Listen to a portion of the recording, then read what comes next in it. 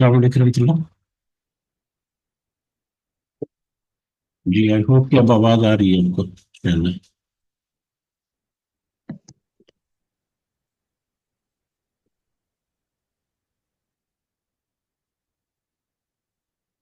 جی ہم سبق کنٹینیو کرتے ہیں انشاءاللہ۔ معذرت شاید کچھ اس میں مائکرو فون کا ایشو ہے شاید۔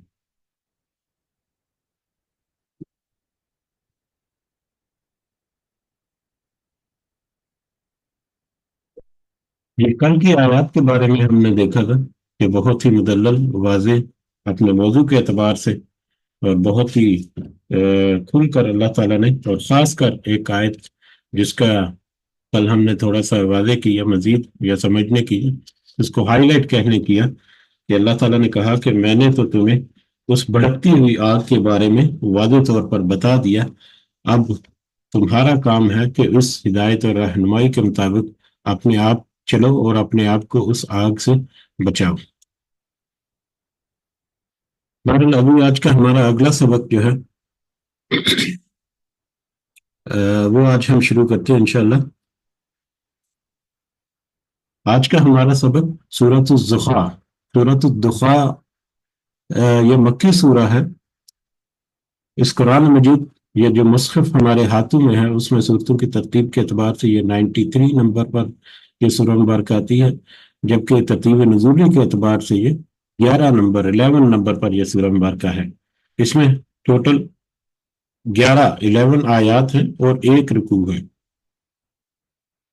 ایک رکوع اور 11 آیات پر مشتمل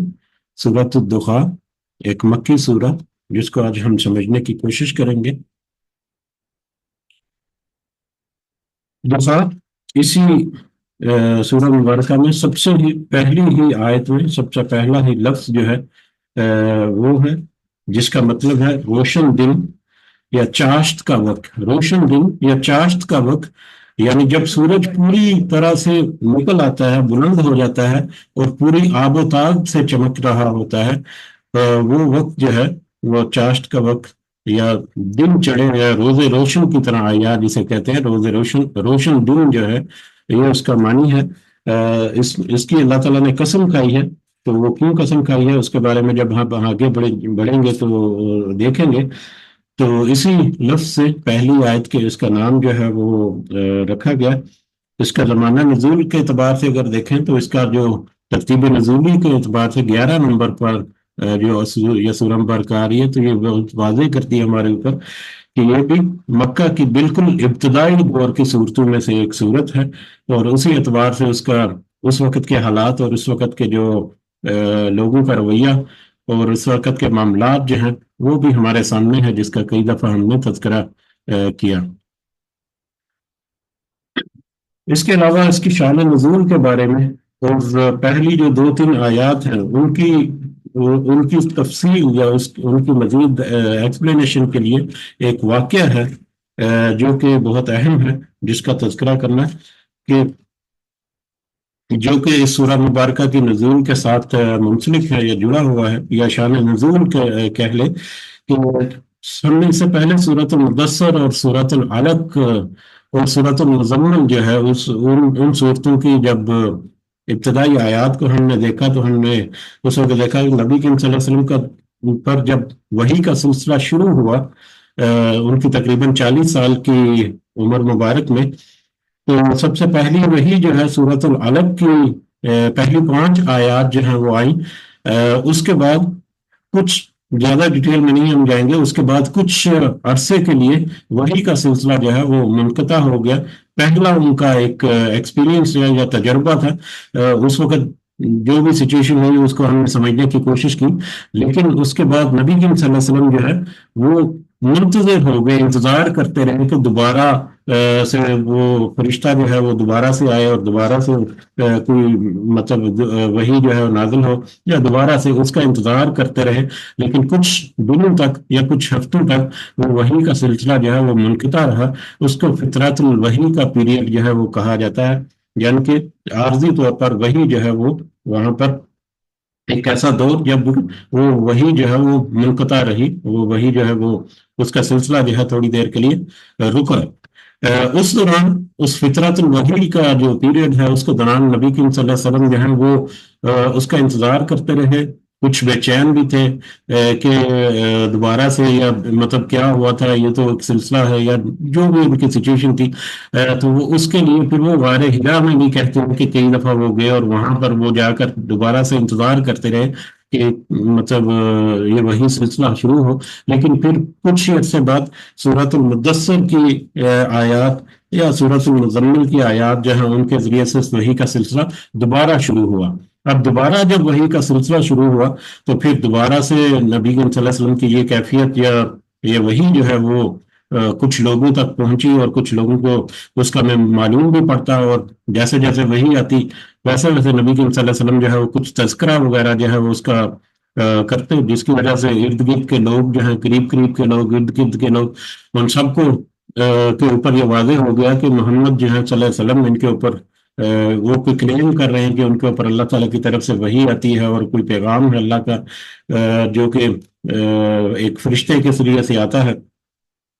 تو بہرحال کچھ عرصے کے بعد ایک دفعہ پھر وحی کا سلسلہ جو ہے وہ کچھ دیر کے لیے منقطع ہو گیا۔ اب جب دوبارہ وحی کا سلسلہ منقطع ہوا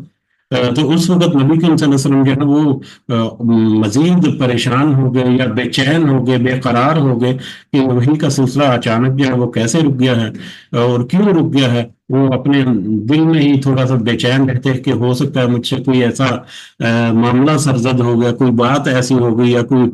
میرے عمل میں کوئی ایسا ہو گیا جس کی وجہ سے اللہ مجھ سے ناراض ہو گیا، اور مجھ سے یہ رابطہ جو ہے دوبارہ اللہ تعالیٰ کا اس طرح سے وحی کے ذریعے سے وہ اب نہیں ہو پا رہا، یا اللہ تعالیٰ نے مجھے چھوڑ دیا، یا اس طرح کے وہم گمان جو ہے وہ نبی کریم صلی اللہ علیہ وسلم کے ذہن میں آتے رہے۔ اور کیونکہ اس وقت لوگوں کو بھی کچھ اس کے بارے میں، وحی کے بارے میں پتہ چل چکا تھا کہ اس طرح سے وہ کچھ آیات جو ہیں وہ آتی ہیں اور وہ کلیم کرتے ہیں کہ اللہ کی طرف سے، لیکن وہ سلسلہ جب رکا تو لوگوں نے بھی نبی کریم صلی اللہ علیہ وسلم کو مختلف طرح کی باتیں جو ہیں وہ کرنے شروع کر دیں کہ لگتا ہے کہ اب تو اس کے یہ جو محمد صلی اللہ علیہ وسلم اس کا رب جو ہے اس نے اسے چھوڑ دیا۔ جیسا کہ بہت ساری روایات ہمیں ملتی ہیں، ایک روایت جو سب سے زیادہ جو کوٹ کی جاتی ہے وہ ام جبائل جو کہ حضرت ابو لہب کی بیوی تھی، اور جس کا گھر جو ہے وہ بھی نبی کریم صلی اللہ علیہ وسلم کے گھر کے بالکل ساتھ ہی جڑا ہوا تھا، متصل تھا۔ تو نبی کریم صلی اللہ علیہ وسلم کچھ دن تک، 2-3 ایام تک غالباً اپنی طبیعت کی ناسازی کی وجہ سے یا کچھ بیماری کی وجہ سے انہوں نے رات کا قیام نہیں کیا۔ سورۃ المدثر کی میں تو واضح طور پر اللہ تعالیٰ نے حکم دیا کہ مطلب رات کا قیام جو ہے وہ اٹھ کر کرو، تو قیام نہیں کیا۔ تو وہ ام جمیل جو ہے اس نے کہا کہ میں دیکھتی ہوں اور معلوم ہوتا ہے کہ تمہارے شیطان نے تمہیں چھوڑ دیا ہے، 2-3 راتوں سے میں دیکھ رہا ہوں کہ وہ تیرے قریب نہیں آ رہا۔ یہ بخاری میں اس طرح کی روایت ہے۔ تو اس طرح اور دوسرے لوگوں نے بھی باتیں اس طرح سے کی نبی کریم صلی اللہ علیہ وسلم کو، جس کی وجہ سے ان کی پریشانی اور ان کا بے قراری اور ان کا جو اس طرح کے احساسات ہیں وہ اور زیادہ بڑھ گئے اور زیادہ بڑھاوا شروع ہو گیا۔ تو اب اس سلسلہ میں یا اس سچویشن میں یہ سارے حالات مجھے جب نبی کریم صلی اللہ علیہ وسلم اور پریشان اور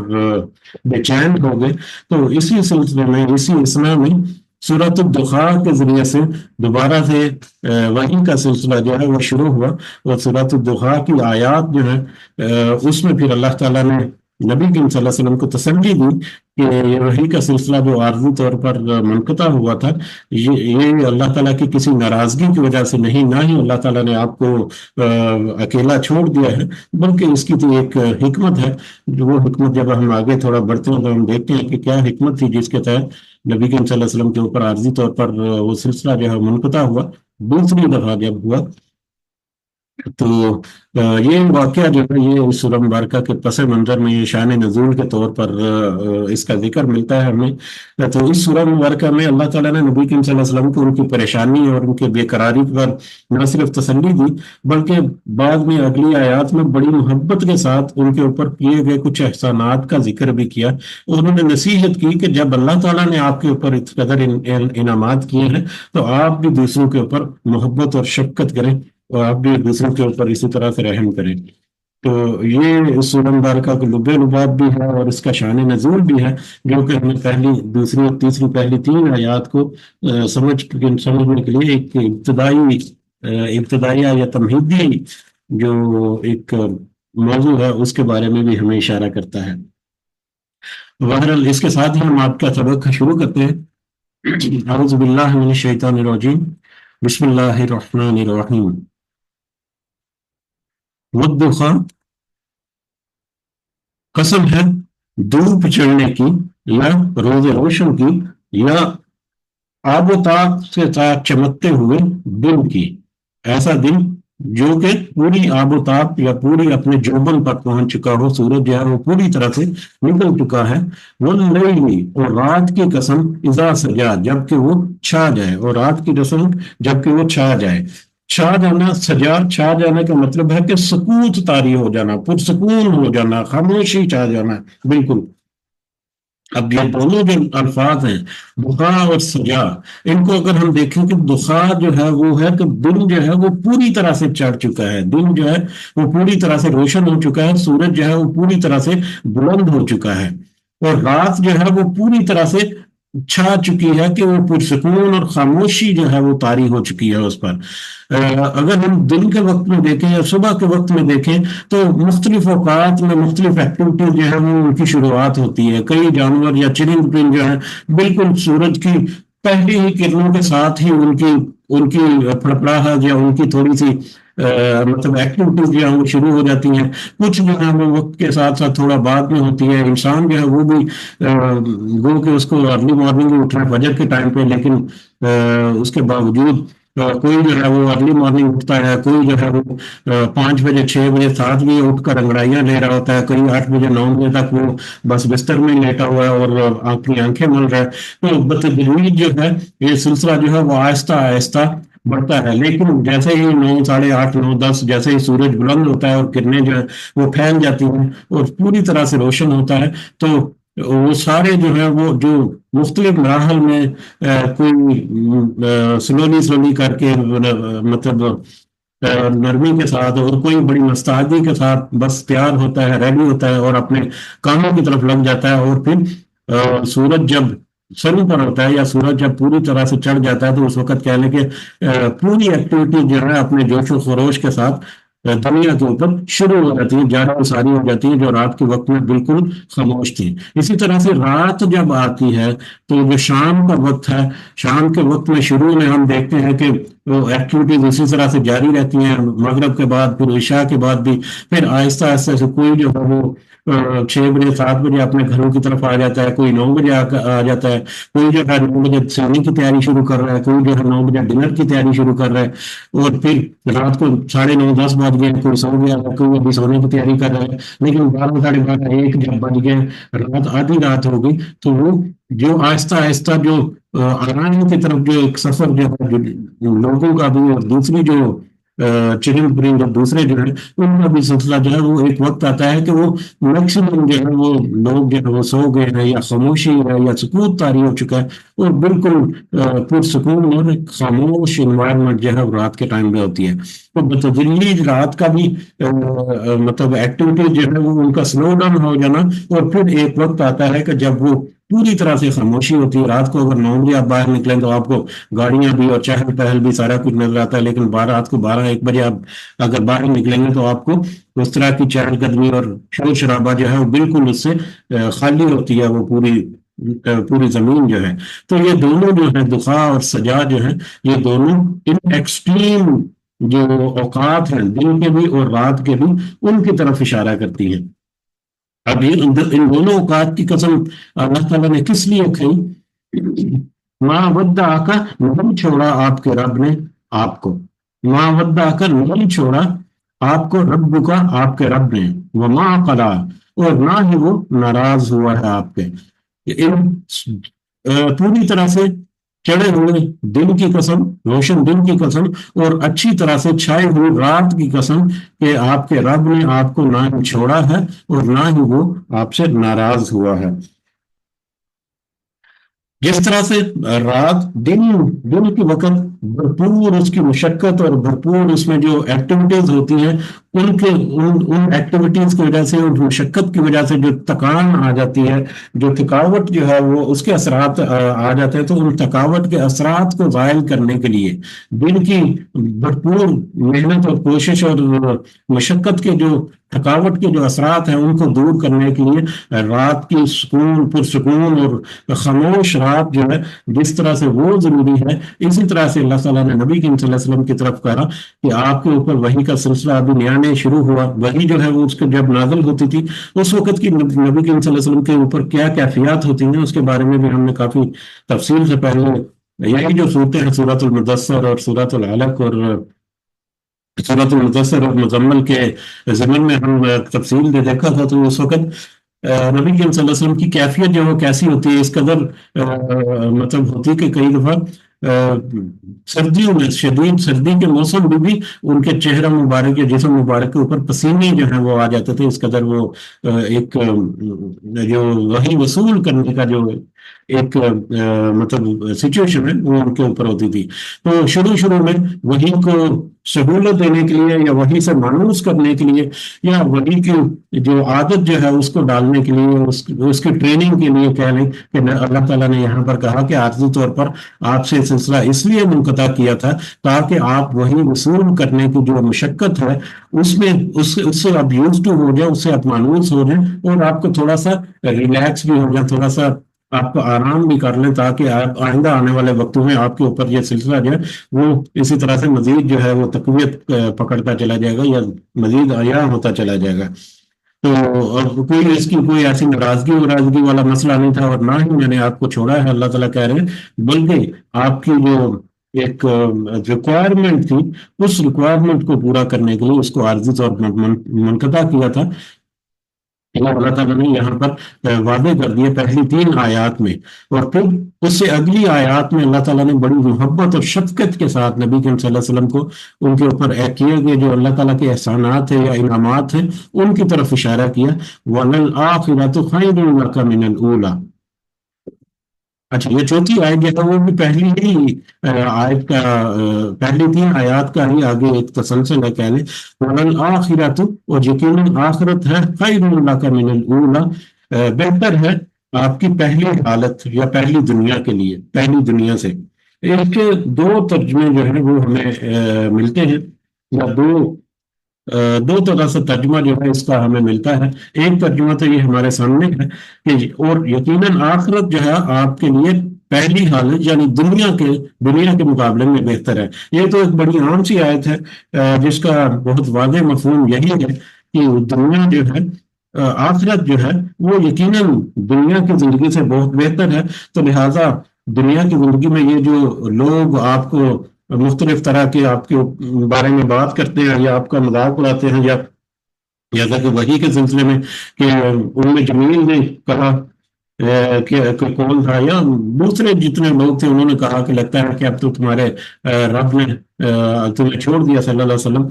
तो आप इन बातों पर ध्यान न दें, बल्कि आप आखिरत के ऊपर ध्यान दें और अपनी जिम्मेदारियां जो है उनको पूरी करते रहें, क्योंकि आखिरत जो है वो दुनिया के मुकाबले में बहुत बेहतर है। इसका दूसरा मफहूम जो है वो हमें जो मिलता है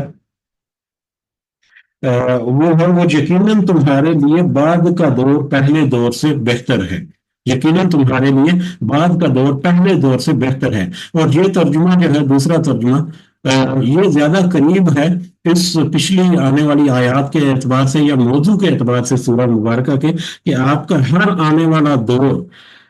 आज आपके पहले वक्त से बेहतर होगा, या आपका हर आने वाला कल आपके आज से बेहतर होगा। ये अल्लाह ताला ने बिल्कुल एक छोटी सी आयत में बहुत सारी चीजें जो है नबी करीम सल्लल्लाहु अलैहि वसल्लम के ऊपर आयां कर दी, नबी करीम सल्लल्लाहु अलैहि वसल्लम के ऊपर वाज़ेह कर दी। ना सिर्फ उनको तसल्ली दी कि वही का सिलसिला जो है वो कोई नाराजगी या रब ने आपको छोड़ा नहीं, इस तरह का कोई मामला नहीं था कि वो कद मनकता हुआ, बल्कि वो इसी तरह से अब जारी रहेगा आपके ऊपर। अल्लाह ताला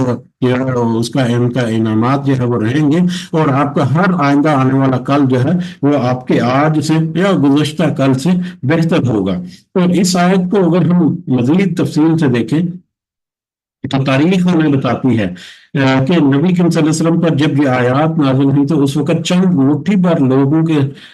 علاوہ آپ کے ساتھ اور کوئی نہیں تھا. چند لوگ تھے جنہوں نے نبی کریم صلی اللہ علیہ وسلم کا پہلے دن سے ہی ساتھ دینا شروع کر دیا. مگر جیسے جیسے وقت گزرتا چلا گیا، مشکلوں اور تکلیفوں اور بہت ساری آزمائشوں کے باوجود کامیابیوں کا تناسب جو ہے، کامیابیوں کا ریشو جو ہے وہ بتدریج گریجولی وہ بڑھتا چلا گیا. اللہ تعالیٰ نے جہاں مدد اور کامیابی کا وعدہ کیا، ہم نے کچھ آیات میں دیکھا، وہیں پر آنے والی آزمائشوں اور تکلیفوں کے بارے میں بھی ساتھ ساتھ اللہ تعالیٰ جو ہے وہ آگاہ کرتے رہے کہ یہ راستہ جو ہے اتنا آسان نہیں ہے، اس میں تھوڑی سی قربانیاں بھی دینی پڑیں گی، اس میں بہت سارے کمپرومائز بھی کرنے پڑیں گے. تو کامیابی اور مدد جو ہے اس کا وعدہ کیا، لیکن ساتھ ساتھ اللہ تعالیٰ نے آزمائشوں کا بھی ساتھ وارننگ یا ساتھ ساتھ آگاہ کرتے رہے. اور مٹھی بھر لوگوں سے چلنے والی جو تحریک تھی وہ صرف 13 سال میں، صرف پہلے 13 سال میں وہ اس قدر مضبوط ہو گئی، یا اس قدر وہ جذبہ جو ہے اس میں بڑھ گیا کہ مدینہ میں ایک الگ ریاست کی بنیاد جو ہے وہ رکھ دی گئی. اور 16 17 سال یا 18 سالوں میں جب صلح حدیبیہ ہوا تو، اور اس کے بعد فتح مکہ یا اس سے پہلے کے دور یا اس ملتے جلتے دور میں، تو مسلمانوں نے اپنا جو طاقت یا لوہا جو ہے، طاقت کا لوہا جو ہے وہ منوا لیا. اور صرف 20 سال کے عرصے میں جو اس وقت کی جو طاقتیں تھیں وہ گھٹنوں پر آ گئی. 20 سال کے عرصے میں جو فتح مکہ بھی ہو گیا، اور یہ فتوحات کا سلسلہ جو ہے نہ صرف ارد گرد حجاز کے علاقوں میں پھیل گیا بلکہ اس حجاز سے باہر بھی یہ سلسلہ جو ہے وہ شروع ہو گیا. اور اس سے بھی کچھ ہی سالوں کے اندر اندر دنیا کا ایک اکثر حصہ جو ہے وہ مسلمانوں کی حکمرانی کے اندر تحت ہو گیا، اور وہاں پر اسلام کو بول بالا اور اسلام کا چرچا جو ہے وہ ہو گیا اس طرح سے. تو اللہ تعالیٰ نے جب یہ کہا کہ یقیناً آپ کا ہر آنے والا کل جو ہے وہ آپ کے آج سے یا آپ کے گزشتہ کل سے بہتر ہوگا، تو اس کو کس طرح سے اللہ تعالیٰ نے یہ حق جو ہے یا یہ سچ جو ہے اس کو ثابت کر دیا نبی کریم صلی اللہ علیہ وسلم کی زندگی کے اندر ہی، صرف اور صرف 20 سال کے قلیل عرصے میں. حالانکہ اتنی بڑی بڑی تحریکیں جو ہیں وہ صدیوں تک چلتی ہیں، کئی کئی سال تک تو ان کی پلاننگ جو ہے وہی سامنے نہیں آتی، لیکن یہاں پر صرف 20 سال کا عرصہ گزرا ہے کہ ایک شخص جو ہے صلی اللہ علیہ وسلم وہ کھڑے ہوئے، جب انہوں نے پکارا چند افراد نے ان کے ساتھ لبیک کہا، اور وہ پھر سلسلہ ایسا شروع ہوا کہ وہ پھر اپنے ساتھ پوری جو اس وقت کی جو شرک تھی اور پوری اس کے وقت کا ظلم اور ستم اور فسطائیت جو اس کو بہا کر لے گیا، اور وہاں پر امن و امان قائم ہو گیا، اسلام کو بول بالا جو ہے وہ جاری ہو گیا. تو یہ تو صرف دنیاوی کامیابی تھی جس کے بارے میں اللہ تعالیٰ نے کہا. روحانی اعتبار سے بھی اگر ہم کہیں تو اسلام کا پیغام جو ہے وہ بتدریج ایسا پھیلا کہ دنیاوی کامیابیوں کے ساتھ ساتھ اسلام کا دائرہ بھی وسیع طرح ہوتا چلا گیا، اور سرزمین حجاز صرف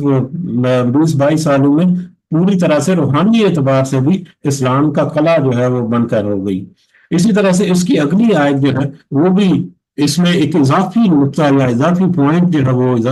رکھتی ہے. وَلَسَوْفَ يُؤْتِيكَ رَبُّكَ فَتَرْضَىٰ،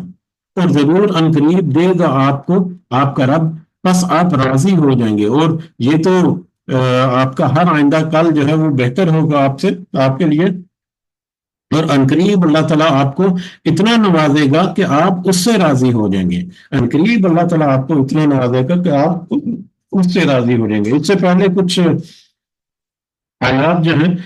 وہ دیکھی تھی، جیسا کہ یہ سورۃ اللیل کی آخری آیت تھی جو وَلَسَوْفَ يَرْضَىٰ، کہ ضرور یا تو انسان جو ہے جس نے اللہ کے راستے میں تقویٰ اور مال جو ہے وہ خرچ کیا، تقویٰ کا راستہ اختیار کیا،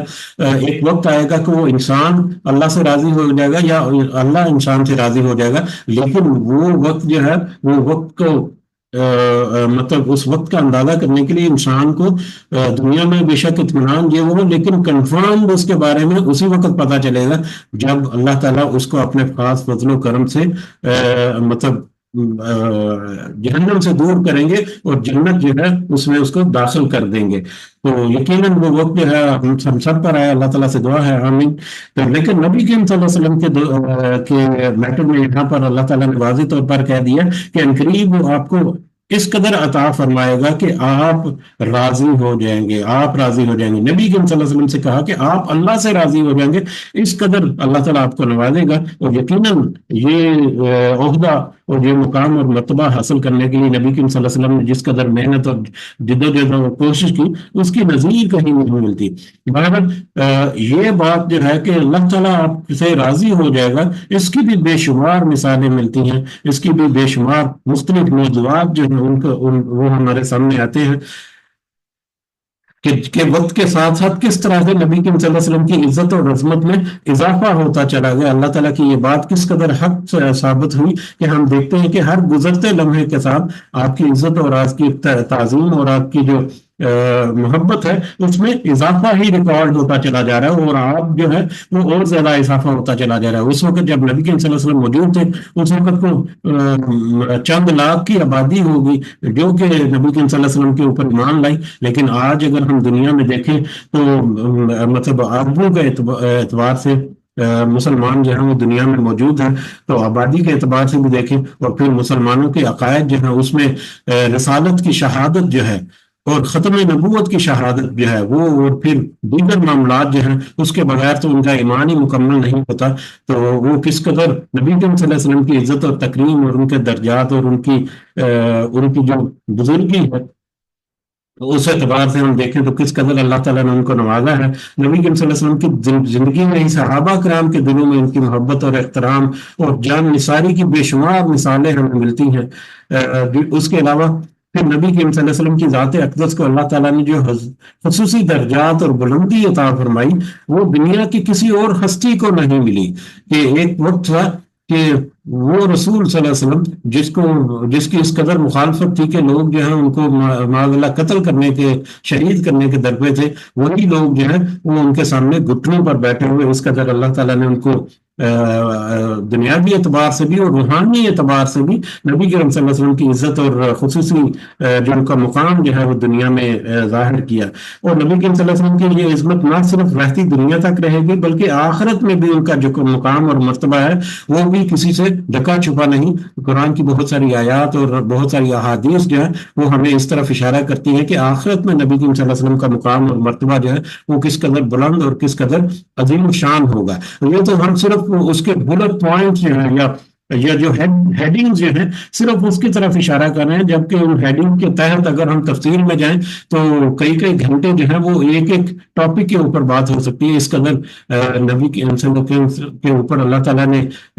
نوازا ان کو کہ جو کہ اللہ تعالیٰ کی نبی کے صلی اللہ علیہ وسلم کے اوپر راضی ہو جانے کی ایک ایویڈنس کے طور پر ہم لے سکتے ہیں۔ نبی کریم صلی اللہ علیہ وسلم کے اوپر درود کا سلسلہ جو اللہ تعالیٰ نے شروع کیا وہ کس طرح سے تب سے شروع ہوا اور جو جاری و ساری ہے اور رہتی دنیا تک وہ اسی طرح سے جاری و ساری رہے گا۔ یہ اتنی بڑی مثال ہے کہ اس جیسی کوئی اور مثال نہیں ملتی۔ سورۃ الاحزاب کی آیت نمبر 56 ہے کہ ان اللہ وملائکتہ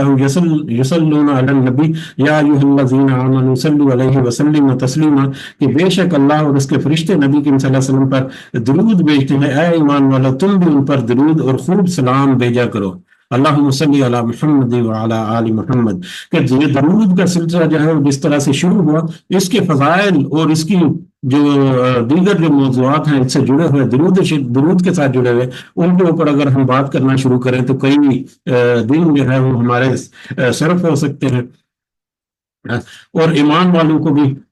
پوری امت کے کسی نہ کسی طرح نبی کریم صلی اللہ علیہ وسلم کی تعریف اور ان پر درود بھیج رہی ہے مختلف انداز میں، یہاں تک کہ نماز بھی اگر ہم دیکھیں تو درود کو نماز کا باقاعدہ حصہ بنا دیا گیا اور لازمی قرار دیا گیا کہ درود کے بغیر نماز جو ہے وہ مکمل نہیں ہوتی۔ اسی طرح سے امت محمدی کی وسعت تعداد کے اعتبار سے اور زمانے کے اعتبار سے، تعداد کے اعتبار سے بھی نبی کریم صلی اللہ علیہ وسلم کی امت جو ہے وہ سب سے بڑی ہوئی، نبی کریم صلی اللہ علیہ وسلم کے فالوور جو ہیں وہ سب سے زیادہ، اور پیریڈ یا دور کے اعتبار سے بھی کہ نبی کریم صلی اللہ علیہ وسلم کی بعثت کے بعد قیامت سے لے کر قیامت تک جتنے مطلب لوگ ہیں یہ امت جو ہے امت محمدی جو ہے صلی اللہ علیہ وسلم وہ اسی طرح سے قائم رہے گی۔ اذان میں دیکھیں اگر تو نبی کریم صلی اللہ علیہ وسلم کا نام اور ان کی رسالت کی گواہی جو ہے وہ اذان میں اس کے الفاظ جو ہے دہرائے جاتے ہیں، اور پوری روئے زمین پر کوئی ایسا لمحہ نہیں جب اذان کی آواز جو ہے وہ نہ گونج رہی ہو، یا نبی کریم صلی اللہ علیہ وسلم کا نام اور ان کی رسالت کی گواہی جو ہے وہ پوری ہوئے زمین پر ہر وقت جو ہے وہ جاری و ساری کر دی، یہ بھی اللہ تعالیٰ کی ایک خوشنودی یا اللہ تعالیٰ کی کا راضی ہو جانا جو ہے نبی کریم صلی اللہ علیہ وسلم کے اوپر، اس کی ایک مثال یا اس کی ایک ایویڈنس کے طور پر ہم اس کو تذکرہ کر سکتے ہیں۔ نبی کریم صلی اللہ علیہ وسلم کی روحانی شخصیت جہاں مسلمانوں کے لیے مشعل راہ ہے، وہیں ان کی ریاسی اور معاشی اور معاشرتی معاملات میں ان کی جو اصلاحات ہیں، کس طرح سے انہوں نے معاشرتی اصلاحات کی، کس طرح سے انہوں نے ریاستی سطح پر کچھ جو معاملات جو ہیں ان کو لے کر چلے، حکومت کیسے کرنی ہے، حکمرانی کیسے کرنی ہے، اپنے گھر بار والے جو ہے ان کے ساتھ کس طرح سے رویہ رکھنا ہے، اور معاشرے میں دیگر جو معاملات ہیں، کاروبار کے ہیں یا لین دین کے ہیں یا دیگر، ان میں جو رہنمائیاں جو نبی کریم صلی اللہ علیہ وسلم کی طرف سے ملتی ہیں، وہ نہ صرف مسلمانوں کے لیے بلکہ نان مسلم جو ہیں وہ بھی اس کو انڈورس کرتے ہیں کہ اس سے بہتر پالیسی اور اس سے بہتر جو ہے انصاف کے ساتھ جو معاملات کو لے کر چلنا ہے، وہ اس سے بہتر کہیں اور پر نہیں ملتا، کسی اور دین میں، کسی اور دنیا کے قانون میں نہیں ملتا۔ تو یہ لوگ چاہے مسلم ہے چاہے نان مسلم ہے، وہ اس بات کو انڈورس کرتے ہیں، اس بات کو وہ اچھی طرح سے مانتے ہیں اور اکنالج کرنے پر مجبور ہیں کہ دنیا کے جتنے قانون یا جتنے اس کے علاوہ ہیں، ان میں کہیں نہ کوئی کجی خامی یہ وہ رہ جاتی ہے، لیکن جو بہترین طریقہ جو جاری کیا وہ نبی کریم صلی اللہ علیہ وسلم نے جاری کیا، اور نبی کریم صلی اللہ علیہ وسلم نے اللہ تعالیٰ کی ہدایات کے مطابق، اور آج رہتی دنیا تک وہ اسی طرح سے نبی کریم صلی اللہ علیہ وسلم کی تعریف جو ہے وہ اس کا باعث بنتا رہے گا۔ اس کے علاوہ آج بھی اگر دیکھیں تو دنیا کی سب سے زیادہ متاثر کن شخصیات کا اگر ذکر کریں تو اس میں بھی نبی کریم صلی اللہ علیہ وسلم کے نامی جو ہے وہ ایک سر فہرست جو ہے وہ نظر آتا ہے۔ تو یہ بھی اللہ تعالیٰ کی طرف سے ایک عطا تھی، اللہ تعالیٰ کی طرف سے ایک عطا تھی نبی کریم صلی اللہ علیہ وسلم کو، کہ اللہ تعالیٰ اس قدر نبی کریم صلی اللہ علیہ وسلم کے اوپر راضی ہوا تو دنیا میں بھی سارے اس طرح کے معاملات اور آخرت میں بھی اسی طرح سے نبی کریم صلی اللہ علیہ وسلم کا مقام اور مرتبہ جو ہے وہ بلند ہوگا۔ اور اگر آخرت کے بارے میں بھی اگر ہم بات کریں تو قیامت کے روز انہیں مقام محمود پر فائز کیا جائے گا، ایک ایسا مقام جہاں پر ان کی حمد کی جائے گی، ان کی تعریف جو ہے وہ کی جائے گی، اور علماء کہتے ہیں کہ یہ مقام جو ہے شفاعت کبریٰ کا مقام ہے، جہاں سے نبی کریم صلی اللہ علیہ وسلم دوسرے لوگوں کے لیے یا دوسری مخلوقات کے لیے اللہ تعالیٰ سے سفارش کریں گے۔ تو یہ کس قدر ایک بڑا مرتبہ اور مقام جو ہے قیامت کے دن بھی نبی کریم صلی اللہ علیہ وسلم کو اللہ تعالیٰ کی طرف سے ملے گا، جس کا اللہ تعالیٰ نے وعدہ کیا، اور یقیناً وہ مل چکا، اللہ تعالیٰ کی طرف سے لکھا جا چکا، اس کا مطلب ہے کہ وہ اسی طرح سے حق ثابت ہو گیا۔ اور قیامت کے دن پھر نبی کریم صلی اللہ علیہ وسلم کو حوض کوثر جو ہے وہ بھی عطا کیا جائے گا، وہ بھی ایک بڑا ایک الگ سے رتبہ ہے نبی کریم صلی اللہ علیہ وسلم کا، جنت میں سب سے اعلیٰ مقام اور درجہ جو ہے وہ بھی نبی کریم صلی اللہ علیہ وسلم کو اسی طرح سے عطا کیا جائے گا۔ اور غرض یہ ہے کہ نبی کریم صلی اللہ علیہ وسلم کے اوپر اللہ تعالیٰ کی جو اطاعات ہیں وہ اس قدر وسیع ہیں کہ ان کے اوپر بات کرنا جو ہے وہ ہمارے لیے مطلب ممکن نہیں کہ کئی دن اگر ہم اس کے اوپر بحث کرتے رہیں یا بات چیت کرتے رہیں تو یہ سارے موضوعات ہیں یہ مکمل نہیں ہونے دیتے۔ تو یہ اللہ تعالیٰ کی یہ آیت جو ہے وَلَسَوْفَ يُؤْتِيكَ رَبُّكَ فَتَرْضَىٰ، اور ضرور قریب دے گا آپ کو آپ کا رب ایسا اتنا کہ آپ راضی ہو جائیں گے، کہ کس طرح سے اللہ تعالیٰ نے دنیا میں بھی اور آخرت میں بھی، مالی اعتبار سے بھی، روحانی اعتبار سے بھی، عزت و تکریم کے اعتبار سے بھی، درجات کی بلندی کے اعتبار سے بھی اللہ تعالیٰ نے نبی کریم صلی اللہ علیہ وسلم کو اس قدر عطا کیا کہ وہ مطلب اپنی جو اللہ تعالیٰ کی راضی ہو جانا نبی کریم صلی اللہ علیہ وسلم کا، اس کے ایویڈنس کے طور پر آج ہمارے سامنے ہے۔ اللہم صلی علی محمد وعلی آل محمد۔ تو یہ آیات جو ہے، یہ تو ابھی جو تذکرہ کیا یہ تو صرف بلٹ پوائنٹس سے، صرف ہیڈنگ سے، اس کی ہر جو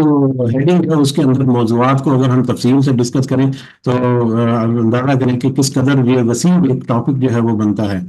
بہرحال اس طرح اس کے بعد پھر اگلی آیات میں کچھ اللہ تعالیٰ کی طرف سے جو احسانات تھے نبی صلی اللہ علیہ وسلم کے اوپر، ان کا بڑی محبت کے ساتھ اللہ تعالیٰ نے تذکرہ کیا۔ الم یجدک یتیما فآویٰ، کیا نہیں آپ نے پایا آپ کو یتیم تو اس نے یعنی اللہ نے آپ کو جگہ دی، یا اللہ نے آپ کو پناہ دی۔ آپ جب اس دنیا میں تشریف لائے تو اس وقت آپ یتیم کی حیثیت سے اس دنیا میں آئے، لیکن اللہ تعالیٰ نے دیکھو کہ کس طرح سے، دیکھو اللہ تعالیٰ کہہ رہے ہیں کہ کس طرح سے تمہیں یہاں پر جگہ دی، یعنی تمہاری پرورش کا انتظام کیا اور تمہاری حفاظت کا بھی انتظام کیا۔ نبی کریم صلی اللہ علیہ وسلم جب پیدائش ہوئی تو نبی کریم صلی اللہ علیہ وسلم کی پیدائش سے پہلے ہی ان کے والد گرامی جو ہے وہ وفات پا چکے تھے، تو لہٰذا پہلے جو 6 سال ہیں وہ ان کی والدہ ماجدہ جو ہے انہوں نے ان کی پرورش کی، لیکن 6 سال کی عمر میں ان کی والدہ ماجدہ جو ہے وہ بھی اس دنیا سے رخصت ہو گئی، تو اس کے بعد ان کے دادا جو ہے عبد المطلب انہوں نے ان کی پرورش کا ذمہ لیا، لیکن 2 سال بعد یعنی نبی کریم صلی اللہ علیہ وسلم کی 8 سال کی عمر تھی جب ان کے دادا جو ہے وہ بھی وفات پا گئے، تو اس کے بعد پھر ان کے چچا ابو طالب جو ہے وہ ان کے زیر سایہ رہے، ان کی حفاظت میں رہے، اور تقریباً 50 سال کی عمر تھی جب نبی کریم صلی اللہ علیہ وسلم کے جب ابو طالب جو ہے نبی کریم صلی اللہ علیہ وسلم کے چچا وہ بھی اس دنیا سے رخصت ہو گئے۔ اب وہ ایمان لے کر آئے یا نہیں لے کر آئے، اس کے بارے میں بہت سارے ایک مختلف موضوع بھی ہیں اور مختلف رائے بھی ہیں، لیکن ظاہری طور پر تو وہ ایمان نہیں لے کر آئے تھے، واللہ عالم بالصواب کہ حقیقت میں کیا معاملہ تھا، لیکن ہم اس کے اوپر زیادہ بات نہیں کرتے۔ لیکن اس کے باوجود ابو طالب کے جس قدر احسانات ہیں نبی کریم صلی اللہ علیہ وسلم کے اوپر کہ اپنی ایک شدید مخالفت کے باوجود ابو طالب نے نبی کریم صلی اللہ علیہ وسلم کا اپنے آخری وقت تک ساتھ نہ چھوڑا، اور وہ ڈھال کے طور پر کھڑے رہے دوسرے ایون کی اپنے بھائیوں کے سامنے۔ ابو طالب جو ہے وہ اپنے بھائیوں کے سامنے نبی کریم صلی اللہ علیہ وسلم کی حفاظت کرنے کے لیے ڈھال کے طور پر کھڑے رہے۔ تو اس طرح سے نبی کریم صلی اللہ علیہ وسلم کی حفاظت جو ہے مادی اعتبار سے بات کر رہے ہیں کہ کس طرح سے اس کا سلسلہ یا اس کا انتظام جو ہے اللہ تعالیٰ نے کیا، تو یہ اس کی طرف اللہ تعالیٰ کا اشارہ بڑی محبت کے ساتھ کہ اگر آپ اپنی زندگی میں دیکھیں کہ آپ جب پیدا ہوئے تھے تو یتیم تھے، تو کس طرح سے اللہ تعالیٰ نے آپ کی کفالت اور آپ کی پرورش اور آپ کی حفاظت جو ہے اس کا ذریعہ جو ہے اس کے مختلف ذرائع جو ہے وہ آپ کو بنائے۔ وہ وجدک ضالا فہدی، اور پایا آپ کو ناواقف راہ، تو اس میں راہ بھی دکھا دی۔ وہ وجدک، اور پایا اس میں اللہ نے آپ کو پایا ضالا، ناواقف راہ، فہدا، تو اس نے راستہ دکھایا۔ یہ ضالن جو ہے یہ زلال سے ہے، زلال کے بہت سارے مختلف معنی جو ہے وہ ہمیں ملتے ہیں، اس میں ایک معنی جو ہے وہ گمراہی کا بھی ہے، اس کا ایک معنی جو ہے وہ غفلت کا بھی ہے، تو اس طرح کے بہت سارے معنی ملتے ہیں۔ لیکن نبی کریم صلی اللہ علیہ وسلم کی جو ہسٹری ہے یا تاریخ ہے، نبی کریم صلی اللہ علیہ وسلم کے اوپر نبوت یا رسالت ظاہر ہونے سے پہلے شروع کے پہلے 40 سال یا جوانی کے پہلے جو 20-25 سال ان کے بچپن کے بعد سے لے کر تو جب وہ بالغ ہوئے اور 40 سال کی عمر تک پہنچنے تک نبی کریم صلی اللہ علیہ وسلم کا رویہ، جو نبی کریم صلی اللہ علیہ وسلم کا معاملات جو تھے روزمرہ کے، ان کی جو ہمیں روایات یا ان کے بارے میں ہمیں جو تفصیل جو ہسٹری جو ہمیں ملتی ہے اس کے مطابق نبی کریم صلی اللہ علیہ وسلم نے یہ جو بت پرستی وغیرہ تھی یا اس طرح کے جتنے عقائد اور نظریات تھے ان سے بالکل وہ عاری تھے، ان سے بالکل وہ باغی تھے، کسی بھی قسم کی کوئی ایسی ان کی سرگرمی نہیں تھی، نہ ہی کوئی انوالومنٹ تھی، نہ ہی ان کی طرف کوئی توجہ تھی۔ تو نبوت سے پہلے نبی کریم صلی اللہ علیہ وسلم کی ہستی اور ان کی اللہ کی ہستی اور اس کی وحدانیت کے قائل ضرور تھے۔ اب مشرکین جو ہے ان کے دلوں میں بھی اللہ کی تعارف جو ہے وہ موجود تھا، کئی دفعہ پہلے ذکر ہوا، لیکن وہ اس کا اظہار نہیں کرتے تھے، بلکہ اس کے اوپر غلبہ پایا ہوا تھا شیطانی جو عقائد ہیں انہوں نے۔ اب نبی کریم صلی اللہ علیہ وسلم جو ہے وہ اس حقیقت کو، اللہ تعالیٰ کی وحدانیت کی حقیقت جو ہے اس کو اچھی طرح سے پہچانتے تھے اور اس کے پوری طرح سے قائل تھے۔ یہی وجہ ہے کہ انہوں نے کبھی اس طرح کے کسی معاملے میں نہ شرکت کی، نہ ہی انڈورس کیا اور نہ ہی اس کی طرف وہ مائل ہوئے۔ اور اس کے علاوہ عادات کے اعتبار سے بھی، اپنی اخلاقی قدروں کے اعتبار سے بھی وہ حق اور ساچ کے ساتھ رہتے، صادق اور امین قرار پائے 40 سال کی عمر تک پہنچنے تک اپنے پورے علاقے میں، پوری بستی میں، پورے شہر میں صادق اور امین کا ٹائٹل ان کو ملا کہ ان سے زیادہ سچا اور ان سے زیادہ امانت دار کوئی اور شخص نہیں تھا۔ تو اپنی اخلاقی اعتبار سے بھی دیکھیں تو وہ کس قدر مطلب وہ ایک با اخلاق اور با کردار شخصیت تھی۔ جیسا کہ سورہ شورا کی آیت نمبر 52 ہے، جس میں اللہ تعالیٰ نے فرمایا کہ تم نہ جانتے تھے، نبی کریم صلی اللہ علیہ وسلم کے بارے میں فرمایا کہ آپ نہ جانتے تھے کہ کتاب کیا ہوتی ہے اور نہ ہی ایمان کی آپ کو کوئی خبر تھی۔ یعنی نبوت کے اظہار سے پہلے، نبوت کے ظہور ہونے سے پہلے آپ کو نہ تو آپ کو کسی کتاب کا علم تھا اور نہ ہی آپ کو ایمان کی کوئی خبر تھی، یعنی وہ کس طرح سے اللہ کی عبادت کرنی ہے، کس طرح سے اللہ کا قرب حاصل کرنا ہے، کس طرح سے اللہ تعالیٰ کی ہدایات کون سی ہے، کیا اللہ تعالیٰ کے احکامات ہیں، کیا کیا حدود و قیود ہیں جن کے اوپر کاربند ہونا چاہیے۔ دین ابراہیمی جو ہے وہ تو اس وقت موجود تھا، لیکن اس کی بگڑی ہوئی شکلیں تھیں، وہ بالکل ایک حساب سے معدوم ہو چکا تھا۔ تو اس کے خد و خال کیا ہے، بہت واضح طور پر وہ نبی کریم صلی اللہ علیہ وسلم کے بارے میں اللہ تعالیٰ نے سورۃ شورى میں بھی اور دوسری اور آیات میں بھی کہ وہ آپ کے اوپر بہت زیادہ واضح نہیں تھے، لیکن اللہ تعالیٰ نے آپ کو آپ کا جو اس دور تھا وہ دور تھا جس میں آپ ان چیزوں سے ناواقف تھے، ان چیزوں کے بارے میں پوری طرح سے آگاہ نہیں تھے، فہدا، تو اس نے آپ کو راستہ دکھایا، اس نے آپ کو ہدایت دی، اس نے آپ کو رہنمائی کی، اس نے آپ کو نصیحت دی وحی کے ذریعے سے، الہام کے ذریعے سے، جو پھر نہ صرف آپ نے خود وصول کر کے اس کے اوپر خود عمل درآمد شروع کیا، بلکہ اپنے صحابہ کو بھی وہ پیغام جو ہے پہنچایا، اور صحابہ جو ہے انہوں نے بھی اس کے اوپر عمل درآمد شروع کیا، اور پھر یہ سلسلہ جو کس طرح سے آگے بڑھا اور کس طرح سے ایک بڑی قوت کے طور پر سامنے آ گیا۔ تو یہ بھی اللہ تعالیٰ کی اللہ تعالیٰ کا ایک احسان جو ہے اس کا ذکر کیا بڑی خوبصورتی کے ساتھ، محبت کے ساتھ، کہ آپ تو ان چیزوں کو خوب اچھی طرح سے نہیں جانتے تھے، بلکہ ان چیزوں کے متلاشی تھے، آپ تو ہدایت اور حق جو ہے اس کو تلاش کر رہے تھے، اس کے لیے آپ سرگرداں تھے کہ کہیں سے مجھے پتا چلے کہ حقیقت کیا ہے، اللہ تعالیٰ کی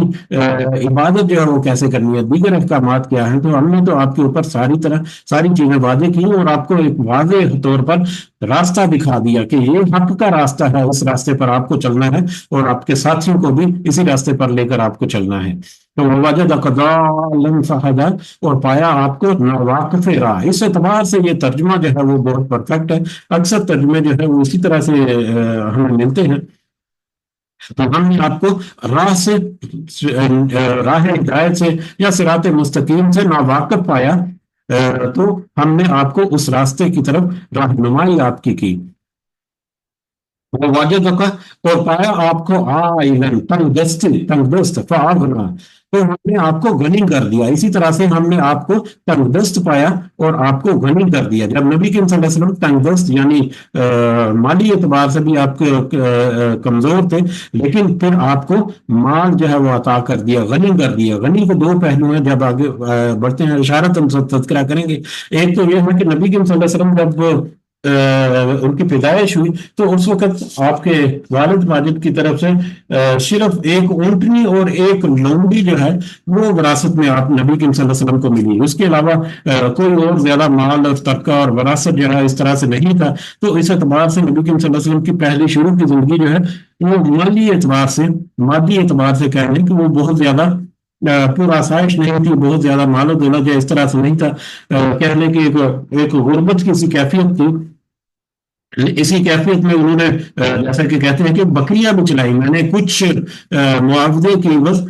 بکریاں بھی چلائی قریش کی، یہ بھی ہمیں حدیث میں بھی ہم نے پڑھا تھا۔ تو بکریاں وغیرہ بھی چلائیں، اس طرح سے چھوٹے موٹے کام بھی نبی کریم صلی اللہ علیہ وسلم نے کیے۔ تجارت انہوں نے کی بڑی کامیابی سے، اور تجارت کی کامیابی ان کی تھی کہ حضرت خدیجہ جو رضی اللہ تعالیٰ عنہ انہوں نے سب سے پہلے انہوں نے نبی کریم صلی اللہ علیہ وسلم کو اعتماد کرتے ہوئے، وہ پہلے بھی مختلف لوگوں کے ساتھ اسی طرح سے تجارت کرتی تھی، خاتون خانہ تھی، تو اپنی تجارت کا مال جو ہے دوسروں کو دے کر وہ بیچتی اور ان میں سے پروفٹ جو ہے اس کو شیئرنگ کر لیتے۔ لیکن جب نبی کریم صلی اللہ علیہ وسلم کو ان کی تقریباً 24-25 سال کی عمر تھی جب نبی کریم صلی اللہ علیہ وسلم کی، تو اسی طرح سے مال تجارت دے کر ان کے ساتھ جب ڈیل کی پہلی حضرت خدیجہ نے رضی اللہ تعالیٰ عنہ، تو وہ اس ڈیل کے نتیجے میں جو ان کی ایمانداری اور جو پرافٹ کا لیول تھا وہ بھی بہت سا، اور ان کی ایمانداری جو ہے وہ اس سے بھی بدرجہ زیادہ بڑی ہوئی تھی، کوئی کمپیریزن نہیں تھا پہلے جو لوگوں کے ساتھ ڈیل کیا اس کے مقابلے میں نبی کریم صلی اللہ علیہ وسلم کے ساتھ ڈیل کرنے کا، تو جس کے نتیجے میں وہ اس قدر متاثر ہوئے کہ انہوں نے نکاح کا پیغام جو ہے نبی کریم صلی اللہ علیہ وسلم کو بھیج دیا، حالانکہ وہ عمر میں بھی نبی کریم صلی اللہ علیہ وسلم سے تقریباً 15 سال بڑی تھی۔ نبی کریم صلی اللہ علیہ وسلم نے وہ نکاح جو ہے وہ نکاح کا پیغام جو ہے اس کو قبول کیا، اور پھر ان کا نکاح جو ہوا، اور پھر حضرت خدیجہ نے اپنی سارا مال و دولت جو ہے وہ اس طرح سے نبی کریم صلی اللہ علیہ وسلم کو گفٹ کر دیا، ہدیہ کر دیا۔ اس طرح سے نبی کریم صلی اللہ علیہ وسلم کے پاس بھی مال آ گیا، لیکن اس مال آنے کے باوجود یہاں پر ہے فَأَغْنَى، تو اس نے غنی کر دیا آپ کو. غنی کا ایک براہ راست معنی تو یہ ہے کہ مالدار کر دیا، بڑا مال و دولت آ گیا. تو اب اگر اس اعتبار سے بھی دیکھیں تو نبی کریم صلی اللہ علیہ وسلم کے پاس مال و دولت آیا، بہت وسیع مقدار میں آیا، جس کو انہوں نے خرچ بھی کیا اللہ کے راستے میں. لیکن غنی کا ایک دوسرا مطلب جو ہے وہ یہ بھی ہے کہ بے پرواہ کر دیے. بے پرواہ یعنی جتنا ہے اسی کے اوپر اکتفا کر دیا، اور اس سے زیادہ کہ حرص اور لالچ جو ہے وہ انہوں نے چھوڑ دی. اب اغنا جو ہے اس کو اگر دیکھیں ہم نبی کریم صلی اللہ علیہ وسلم کا زہد اور تقویٰ، کہ وہ اگر چاہتے ہیں تو دنیا میں جس طرح سے ان کو عزت اور شہرت اور مقام اور مرتبہ ملا تھا، وہ دنیا میں بڑے بڑے محلات بنا سکتے تھے، دنیا میں بڑے بڑے وہ پرآسائش زندگی گزار سکتے تھے، مال و دولت اکٹھی کر سکتے تھے، اپنی افرادی قوت اپنے ساتھ وی آئی پی پروٹوکول رکھ سکتے تھے، اپنی حفاظت کے لیے بڑا ایک لشکر بنا سکتے تھے، اور مطلب سیکورٹی کے لیے سارا کچھ. لیکن نبی کریم صلی اللہ علیہ وسلم نے ویسا کچھ نہیں کیا، بلکہ الٹا ان کی حالت یہ تھی، اس قدر ایک بڑی شخصیت اور بڑی ایک درجہ اور رتبہ ہونے کے باوجود ان کی کیفیت ایسی تھی کہ حضرت عائشہ رضی اللہ تعالیٰ عنہا کہتی ہیں، اور بھی بہت ساری احادیث ہمیں پتہ چلتی ہیں، کہ کئی کئی مہینے تک صرف دو کالی چیزوں کے اوپر ہمارا گزارا ہوتا تھا، ایک پانی اور ایک کھجور. اور کھجور بھی ایسی نہیں کہ ٹوکریاں بھری پڑی ہیں، کھجور بھی بقدر اس کے کہ چند کھجور جس سے وہ صبح کا ناشتہ کرتے ہیں، اور وہی شام تک جو ہے وہ چلتا، اور اگلے دن ایک دو کھجوریں جو ہے ان کے ساتھ ان کا گزارا ہوتا. تو اس طرح سے ان کی زندگی جو ہے انہوں نے اپنی زہد اور تقویٰ جو ہے، زہد اور تقویٰ والی زندگی جو ہے اس کو اختیار کیا، اور دنیا کے مال و دولت جو ہے انہوں نے اس کو ٹھکرا دیا یا چھوڑ دیا، یا اس کی زیادہ طلب جو ہے وہ نہیں کی، زیادہ حرص اور لالچ جو ہے وہ نہیں کی. تو اغنا کا ایک دوسرا پہلو ہے وہ یہ بھی ہے کہ وسائل تو ہیں، چاہے تو بہت کچھ ہے، لیکن ان سے وہ بے پرواہ ہے، اس کو بالکل چھوڑ دیا، اس کی زیادہ لالچ طمع حرص یہ وہ اس کو بالکل اس سے عاری ہو گئے، اور اپنی دوسری جو پرائرٹیز ہیں ان کی طرف زیادہ فوکس رہا آپ کا. تو یہ آیت جو ہے مختلف اعتبار سے بھی ہمیں بہت سارے موضوع جو ہے ہمارے اوپر کھولتی ہے، اور یقیناً نبی کریم صلی اللہ علیہ وسلم کا اسوہ جو ہے وہ ہمارے لیے مشعل راہ ہونی چاہیے، کہ ہم بھی اسی طرح سے اسی راستے کے مطابق اپنے معاملات جو ہے ان کو بہتر کریں یا درست کریں یا ان کی اصلاح کریں. بہرحال وہ وجدک عائلا فاغنی، اور پایا آپ کو تنگدست تو اس نے آپ کو غنی کر دیا، کہ کس طرح سے آپ کو مال و دولت بھی دیا، اور مال و دولت سے آپ کو غنی بھی کر دیا. آپ کے پاس جو مال و دولت آئی آپ نے دوسروں کے اوپر خرچ کر دی، لیکن کوئی نفع نقصان کا نہیں سوچا. مال و دولت حاصل کرنے کے لیے آپ نے کوئی اس طرح سے نہیں کی، بلکہ وہ ایک سیکنڈری چیز بن گئی آپ کے لیے، تو آپ کو اس سے غنی کر دیا. فَأَمَّا الْيَتِيمَ، آپ یہ کچھ احسانات نبی کریم صلی اللہ علیہ وسلم کے اوپر کیا احسانات تذکرہ کیے، کہ سب سے پہلے تو آپ کو یتیم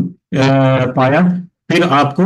آپ کی پرورش کی، آپ کی حفاظت کی، آپ کو ناواقف راہ پایا تو آپ کو ہدایت کا راستہ جو ہے وہ دکھا دیا، اور پھر آپ کو تندرست پایا اور آپ کو غنی کر دیا اللہ تعالیٰ نے. یہ تین جو ہے وہ اللہ تعالیٰ نے یہاں پر ان کے اوپر انعامات کیے. اور اس کے بعد پھر کہا فَأَمَّا الْيَتِيمَ فَلَا تَقْهَرْ، پس رہا یتیم تو نہ آپ سختی کیجئے، کیونکہ آپ کو پہلے یتیم کا تذکرہ ہوا تو آپ بھی اس دنیا میں یتیم پیدا کیے گئے تھے، یتیم آئے تھے. تو اس طرح اس لیے جب آپ کے پاس کوئی یتیم آئے یا کوئی یتیم آپ پائیں تو اس کے ساتھ آپ سختی نہ کیجیے گا، اس کے اوپر بڑی رحمت اور شفقت رکھیے گا. یتیموں کے بارے میں ہمیں پتا ہے کہ اس وقت جہالت کے دور میں کس طرح سے سلوک کیا جاتا تھا، ان کی جائیداد اور ان کی وراثت جو ہے وہ ہڑپ کر دی جاتی تھی، اور بڑے پرسان حال کوئی پرسان حال نہیں ہوتا تھا. بہت ساری اس کے بارے میں تفصیل کچھ حد تک ہم پڑھ بھی چکے ہیں، اور آئندہ آنے والی آیات میں صورتوں میں بھی ہم جب یہ موضوع آئے گا تو اس میں دیکھیں گے وقت کی مناسبت سے. بہرحال اس وقت یتیم کے بارے میں کیا کیا معاملات تھے، اور کس قدر سے یتیم جو ہے وہ رول جاتا تھا ایک اعتبار سے کہہ رہے ہیں. لیکن اسلام نے کس طرح سے یتیموں کی کفالت اور یتیموں کے ساتھ کے اوپر سر دست شفقت رکھنے کا، کہ نبی کریم صلی اللہ علیہ وسلم نے فرمایا کہ جس نے یتیم کی پرورش کی وہ جنت میں قیامت کے دن میرے ساتھ جنت میں اس طرح سے ہوگا جیسے کہ یہ دو انگلیاں، ہاتھ کی دو انگلیوں کی طرف اشارہ کر کے انہوں نے کہا، اس طرح کی اور بہت ساری احادیث. تو نبی کریم صلی اللہ علیہ وسلم کو اللہ تعالیٰ نے ہدایت یہ رہنمائی دی کہ آپ یتیم کے اوپر سختی نہ کیجیے گا. وَأَمَّا السَّائِلَ فَلَا تَنْهَرْ، اور رہا سوال کرنے والا تو آپ مت جھڑکیے گا اسے. سوال کرنے والے کو بھی اب مت گر کیا گیا. اب سوال کرنے والا سوال کرنا جو ہے وہ دو طرح کے اس کے معنی ہو سکتے ہیں, دو پہلو یا دو مختلف چیزیں جو ہو سکتی ہیں. ایک تو سوال کرنا ہوتا ہے مدد کرنا, سائل سوالی جو ہے وہ آپ کے در پر آتا ہے, بھکاری جو ہے جیسے وہ سوال کرتا ہے, یا کسی کے لیے کسی کے آگے مدد کے لیے اس کو پکارنا یا اس کے ریکویسٹ کرنا. ایک تو سوال کرنا یہ ہوتا ہے, اور دوسرا سوال کرنا ہوتا ہے آن کوئی کوشچن پوچھنا, کوئی انفارمیشن لینے کے لیے یا کوئی معلومات اکٹھی کرنے کے لیے یا مزید وضاحت طلب کرنے کے لیے سوال جو اب جو ہوتے ہیں وہ ہے. تو ان دونوں اعتبار سے اگر دیکھیں تو پیچھے جو گزر چکی آیات کے آپ ناواقف راہ تھے, اللہ تعالیٰ نے آپ کو ہدایت کا راستہ دکھایا. یعنی اگر آپ کے پاس کوئی سوال کرے اس رہنمائی اور اس ہدایت کے راستے کی طرف, تو آپ اس کی رہنمائی کریں. دین کے بارے میں, اسلام کے بارے میں کوئی سوال کریں تو آپ اس کی رہنمائی کریں, آپ اس کی پوری اس کی مدد کریں, اس کی اصلاح کرنے کے لیے, اس کو سوال کا جواب دینے کے لیے. یعنی دینی اعتبار سے کوئی اگر تو آپ سے رہنمائی چاہے تو آپ اس کی رہنمائی کریں. اور دوسرا پہلو جو ہے کہ مدد طلب کرنے کے اعتبار سے تو وہ بھی ہے کہ وَوَجَدَكَ عَائِلًا فَأَغْنَىٰ, تو آپ کو تنگ دست پایا تو اللہ تعالیٰ نے آپ کو غنی کر دیا. تو اس اعتبار سے بھی جس طرح آپ مالدار نہیں تھے لیکن اللہ تعالیٰ نے آپ کو مال عطا کیا, آپ کو ایک رتبہ عطا کیا, اسی طرح سے اگر آپ کے پاس کچھ سوالی آ جائے مدد حاصل کرنے کے لیے, مدد مانگنے کے لیے کوئی سوال کرے آپ سے, تو آپ اس کی مدد جہاں تک ممکن ہو آپ کر دیا کریں. تو نبی کریم صلی اللہ علیہ وسلم بھی ایسی مدد کرتے تھے کہ جس کی مثالیں جو ہے پوری دنیا رہتی دنیا تک کوئی نہیں دے سکتا, کہ اپنے پاس ان کے لیے کچھ کھانے پینے کے لیے نہیں ہے, صرف کالی دو چیزوں کے اوپر گزارا ہے, لیکن جو بھی مال ان کا حصہ جو ہے ان کے مال غنیمت سے یا مطلب دوسرے طریقے سے بھی مال ان کے حصے میں آتا تھا, جنگوں سے حاصل کیا گیا, وہ بھی وہ دوسروں کے اوپر اسی طرح سے تقسیم کر دیتے تھے. وہ اپنے پاس جو ہے وہ کچھ نہیں رکھتے تھے. تو یہ بھی ہدایت اللہ تعالیٰ کی طرف سے کہ جب آپ کے اوپر تنگ دستی کا زمانہ تھا تو آپ کے اوپر اللہ تعالیٰ نے رحمت کی, شفقت کی اور آپ کو غنی کر دیا. تو آپ کے سامنے بھی اگر کوئی ہاتھ سوال کرے تو آپ اس کے لیے بھی رحمت اور شفقت کے جذبات کے ساتھ جہاں تک ممکن ہو اس کی مدد کیا کریں. اور یہ ساری ہدایات ہمارے لیے بھی اسی طرح سے یقیناً ان کی رہنمائی جو نبی کریم صلی اللہ علیہ وسلم کی کا اسوہ جو ہے وہ ہمارے لیے اسی طرح سے رہنمائی کا باعث ہے. وَأَمَّا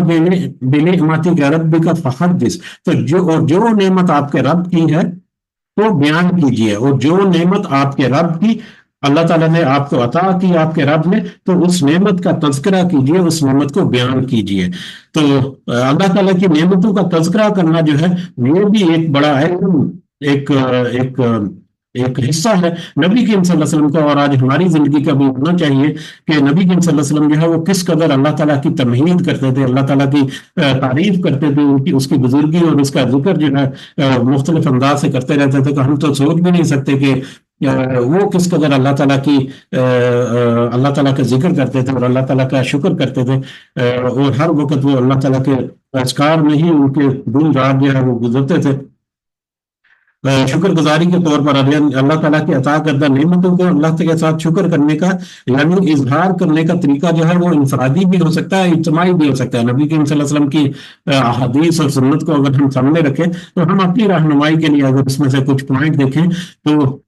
جو اللہ تعالیٰ کی نعمتیں ہیں ان کو انفرادی طور پر بھی ہم اس کا شکر جو ہے وہ ادا کر سکتے ہیں. جو شکر کرنا ہے در حقیقت نعمتوں کا بیان کرنا ہے, وہ اگر نہ صرف الفاظ سے ادا کر دینا تو کوئی معنی نہیں رکھتا. صرف الفاظ ہی منہ سے نکلے, دل میں وہ کیفیت نہیں ہے, نہ ہی پریکٹیکلی اس کا کوئی اظہار ہو, تو اس کی کوئی اہمیت اور افادیت نہیں ہے. تو انفرادی طور پر جیسے کہ تذکرہ کر رہے تھے کہ کوئی اگر رزق کے بارے میں سوچے کہ اللہ تعالیٰ نے کوئی رزق عطا کیا تو اس کے اوپر وہ انفرادی طور پر کر سکتا ہے کہ اللہ تعالیٰ نے مجھے بڑی عزت والی روزی جو ہے وہ عطا کی ہوئی ہے. اسی طرح سے صحت کے بارے میں اگر کوئی سوچے کہ اللہ تعالیٰ نے کسی کو صحت عطا کیا تو اس کے اوپر وہ صحت کے اوپر وہ شکر کرے کہ اللہ تعالیٰ نے مجھے تندرست اور توانا زندگی جو ہے وہ عطا فرمائی ہے. اس طرح سے وغیرہ وغیرہ جتنی جو نعمت اللہ تعالیٰ کی آپ کے سامنے آیا, جس کا تذکرہ جو آپ کے ذہن میں آئے یا چلتے پھرتے آپ محسوس کریں کہ یہ تو بڑا اللہ کا انعام ہے میرے اوپر، تو آپ اس کے اوپر اللہ تعالیٰ کا شکر ادا کریں، اللہ تعالیٰ کے سامنے اس کو ظاہر کریں، اس کا اظہار کریں کہ یا اللہ تو نے میرے اوپر یہ نعمت کی، یہ تیرا شکر ہے۔ اور شکر ادا کرنے کا طریقہ جو ہے وہ یہ ہے کہ اس کے عاجزی جو ہے وہ اختیار کی جائے۔ اسی طرح سے اجتماعی طور پر بھی کہ اللہ نے ہمیں بڑے اچھے حال میں رکھا ہوا ہے، ایک مجموعی صورتحال کہ رہن سہن اچھا ہے، صحت بھی اچھی ہے، کاروبار یا رزق جو ہے وہ بھی اچھا ہے، اولاد جو ہے وہ بھی ملی ہوئی ہے، تو اللہ تعالیٰ کے بڑے احسانات ہیں ہمارے اوپر۔ تو اس طرح سے اجتماعی حیثیت سے بھی اللہ تعالیٰ کی نعمتیں جو ہیں ان کا ان کو ظاہر کر کے، ان کا تذکرہ کر کے اللہ تعالیٰ کا شکر جو ہے وہ ادا کیا جا سکتا ہے، یا اللہ تعالیٰ کا کہ ہم جو ہے اس کی تعریف جو ہے وہ جو ہے وہ ادا کی جا سکتی ہے۔ تو جو آپ کو نعمت آپ کے رب نے عطا کی، تو آپ اس نعمت کا تذکرہ کیجیے، اس کا اظہار کیجیے۔ اسی طرح سے اس کے بارے میں علماء لکھتے ہیں کہ دوسروں کو ان نعمتوں کا شکر ادا کرنے کی ترغیب دینا اور ان کی اصلاح کرنے کی کوشش کرنا، یہ بھی بمانی اس کے ہے کہ اللہ تعالیٰ نے جو نعمتیں آپ کو دی ہیں اس کا اظہار کرتے رہیے، کہ اللہ تعالیٰ نے یہ ایک نعمت جو ہے اگر کسی کو توفیق دی ہے کہ دوسروں کی اصلاح کرے، تو یہ بھی اللہ تعالیٰ کی نعمت ہے۔ تو دوسروں کی اصلاح کرنے کی کوشش اور اس ترغیب دلانا ان کو، اس طریقے سے بھی اللہ تعالیٰ جو ہے وہ مطلب اللہ تعالیٰ کی نعمت کا شکر جو ہے وہ ادا کیا جا سکتا ہے۔ تو بہرحال یہ یہاں تک ہمارا یہ آج کا جو سبق ہے وہ مکمل ہوا۔ بہت ساری اس میں وسعت کے ساتھ موضوعات ہیں۔ اللہ تعالیٰ سے دعا ہے کہ ان سب میں ہماری خاص رہنمائی کر کے ہمیں نصیحت جو ہے وہ ہمارے دلوں میں اتارے، اس کے مطابق ہمیں اپنی اصلاح کرنے کی توفیق عطا فرمائے۔ آمین یا رب العالمین، وما علینا الا البلاغ المبین۔ جی، سورہ مبارکہ تو چھوٹی سی تھی لیکن وقت تھوڑا سا اوپر ہو گیا۔ امید ہے کہ اللہ تعالیٰ ضرور ہماری یہ کوشش اور ہمارا یہ وقت جو ہے اس کو وہ ضرور قبول کرے گا۔ اللہ تعالیٰ سے دعا ہے کہ ہماری اس کوشش کے بدلے میں ہمیں اس دنیا میں ایسی نصیحت عطا کر کے ہم اپنی اصلاح کر سکیں، تیرے جو نعمتیں ہیں ان کا شکر گزار ہمیں اللہ تعالیٰ بنا دے، اور پھر اس شکر گزاری کے ساتھ ساتھ اللہ تعالیٰ میں یہ بھی توفیق دے کہ ہم دوسروں کے اوپر بھی اسی طرح سے احسان کریں، اور پھر آخرت کے لیے بھی اس دنیا کی زندگی میں کچھ کما سکیں۔ آمین یا رب العالمین، وما علینا الا البلاغ المبین۔ جی، وقت کی کمی کی وجہ سے اجازت چاہتے ہیں، انشاءاللہ سب کو دعاؤں میں ضرور یاد رکھیں۔ اللہ تعالیٰ ہمارا حامی و ناصر ہو، ہمارے جتنے معاملات ہیں اللہ تعالیٰ ان میں خاص مدد اور رہنمائی کرے۔ ہمارے والدین جو اس دنیا میں حیات ہیں اللہ تعالیٰ انہیں صحت سے بھرپور زندگی عطا فرمائے، اور جو اس دنیا سے گزر گئے ہمارے والدین اور دیگر مومنین اور مومنات، اللہ تعالیٰ سب کو جنت الفردوس میں اعلیٰ مقام عطا فرمائے۔ رب ارحمہما کما ربیانی صغیرا، رب ارحمہما کما ربیانی صغیرا، رب ارحمہما کما ربیانی صغیرا، ربنا آتنا في الدنيا حسنة وفي الآخرة حسنة وقنا عذاب النار، ربنا ظلمنا أنفسنا وإن لم تغفر لنا وترحمنا لنكونن من الخاسرين، ربنا تقبل منا إنك أنت السميع العليم وتب علينا إنك أنت التواب الرحيم، سبحان ربك رب العزة عما يصفون وسلام على المرسلين والحمد لله رب العالمين، سبحانك اللهم وبحمدك أشهد أن لا إله إلا أنت أستغفرك وأتوب إليك، جزاكم الله خيرا كثيرا، السلام عليكم ورحمة الله وبركاته۔